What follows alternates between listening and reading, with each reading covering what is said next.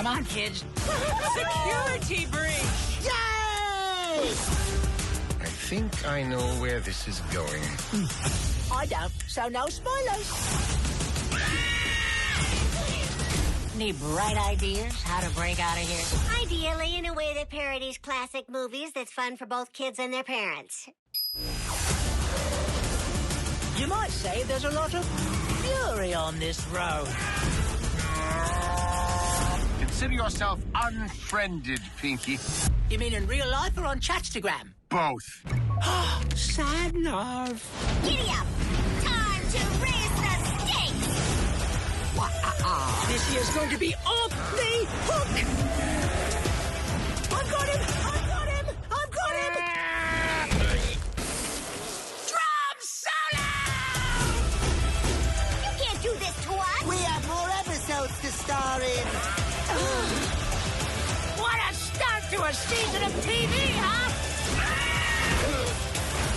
And I will finally take over the world. Brain out.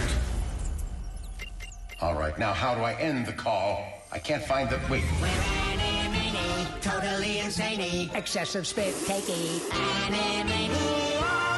We can't just do the same thing every time. After 2 whole seasons, the fans deserve something fresh. Sort of like... North Point! At least for the next 5 minutes. Oh my God. I can't believe I'm here with you guys. First of all, Rob, Donatello, my favorite Ninja Turtle, my guy. Thank you. How very proud of you. And I'm glad you guys came in nice and happy and smiling because I'm here with my 2 smiling friends here. And we are, and you guys are on the Smiling Friends also. That's why it's amazing. Dude, you guys have been in everything and you guys have played everyone. But I wanted to ask you guys, besides Wacko and Pinky and the Brain, who are your favorite roles that you've ever had to gotten to voice? Well, in my case, the fact that you threw those out, that's pretty.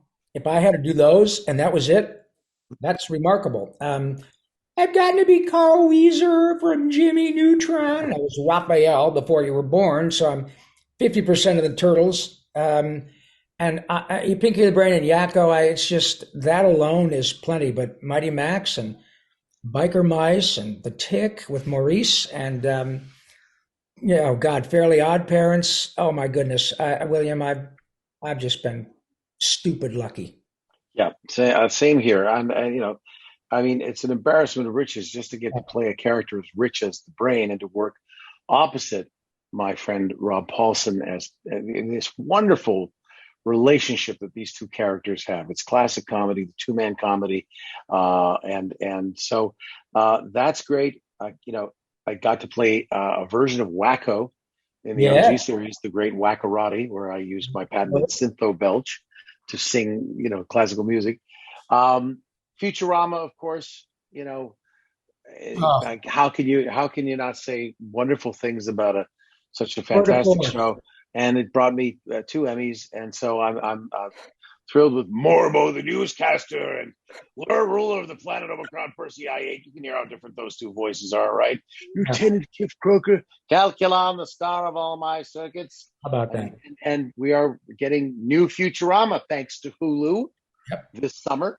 So it's been a wonderful, wonderful ride. I just think it's so incredible that voice actors like you guys can just get into your characters like that. It's just an unbelievable talent.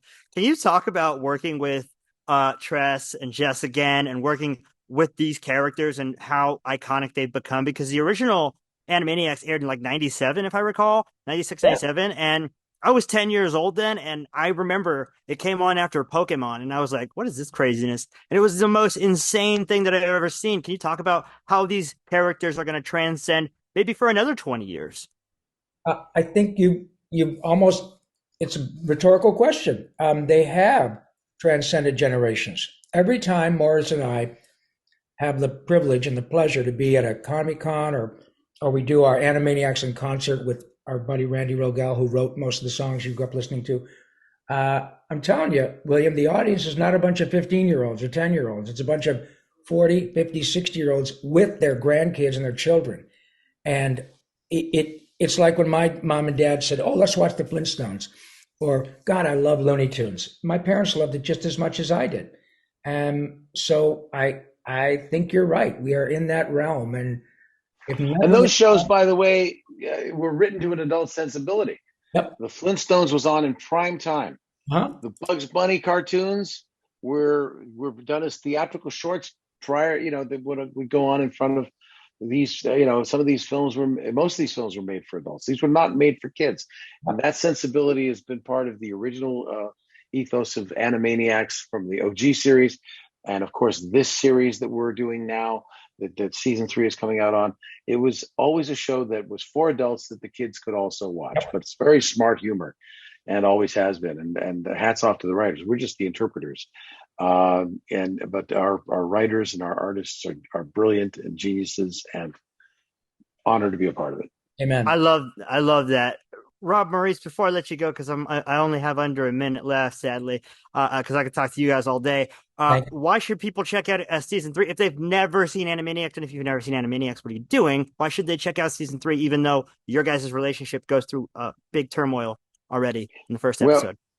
Because of that, because the show is really about relationships. The 3 siblings, Pinky and the Brain, their interaction is what makes the show so rich. So tune in for I think our best season, and then go back and watch what came before. But we've got some wonderful stuff coming up, some mind bending.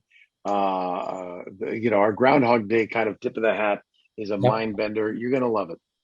Always. And all you have to do, if you're a fan of movies and entertainment, is 2 names: Steven Spielberg.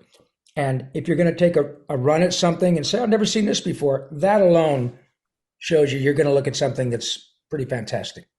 Yeah, I mean, that's about as good as it gets. Guys, thank you guys so much for being here with me today, spending a couple minutes out of your day. Thank you, William. Thank you for your big smile. You're a delight. Well, thank you. It's not a problem. Again, I hope to see you guys soon. Hope to talk to you about some other amazing project you have coming up. Just let me know. I'm happy to talk to you. Bless your heart. Thanks, pal. For Film Snob Reviews, this has been William here with Maurice LaMarche and Rob Paulson. We'll see you guys next time. Nerf. Hey, what's up, guys? Yeah, that's great. Like, cool background you got. Thank you. Yeah, very It's our logo, as you can tell by the hat I'm wearing. Hell yeah! Oh, I see. You are. Yeah, awesome. It's me. That's me right there on that other side there. Love you, man. I'm so glad to be here with Tress MacNeille and Jess Harnell. What's up, guys? Oh, you are. Well, man. We're here talking to you. We've been waiting all day, and you finally showed up. They want to talk to us. You want to talk to us about Animaniacs? Then you dialed the right number. Or whatever you want.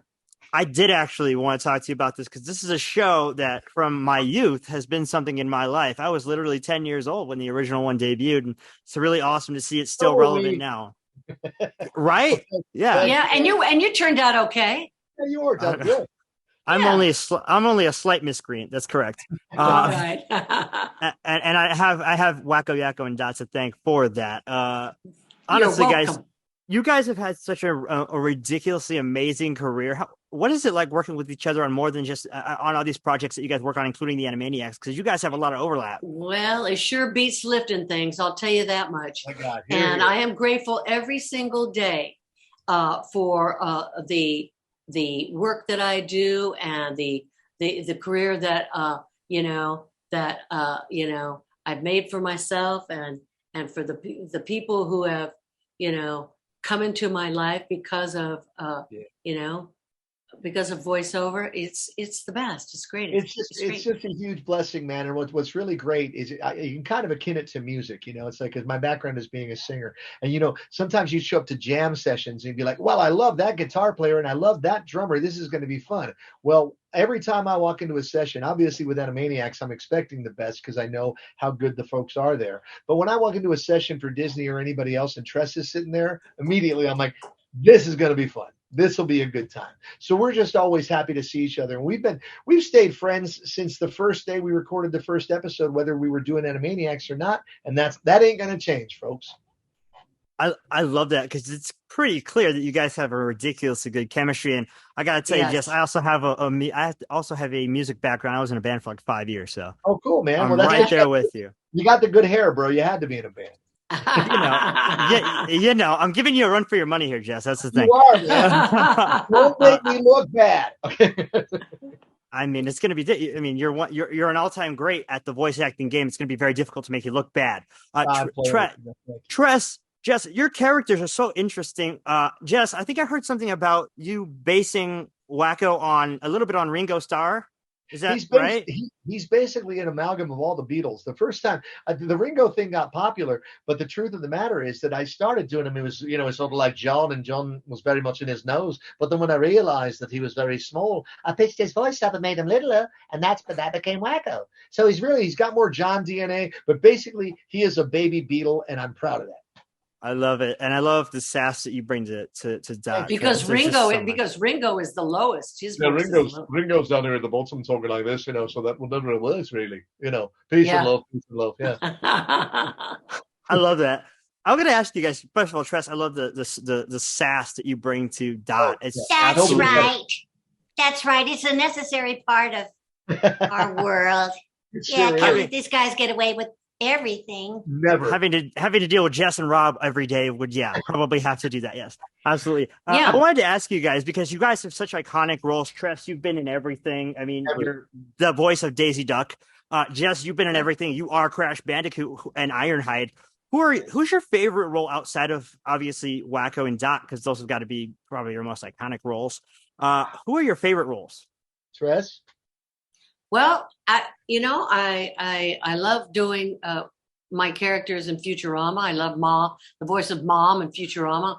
I love Agnes and Dolph in The cat lady. The cat lady. Tress. Yeah, the cat lady. The cat lady is fun. I love Daisy. And before I did Daisy, I was Chip and Dale. So I've been doing Chip and Dale for a long, long time.